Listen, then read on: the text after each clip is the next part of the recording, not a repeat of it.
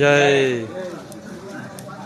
ખડોલ પ્રાથમિક શાળામાં જોગણી માતાનું મંદિર આવેલું છે.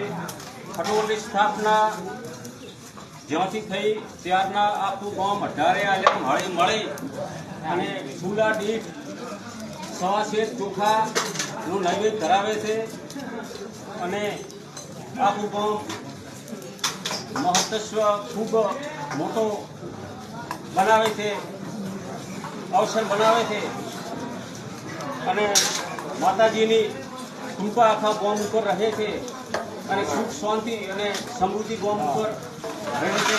બોલો જોગણી માની જય.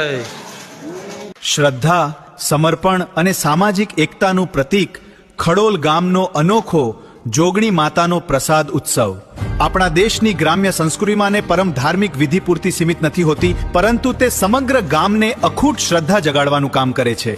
આવો જ એક જીવંત અને પ્રેમ કિસ્સો બનાસકાંઠા વાવ વિસ્તારના સુઈગામ તાલુકી પરંપરા આજે પણ એટલી જ ધામધૂમથી ઉજવાય છે.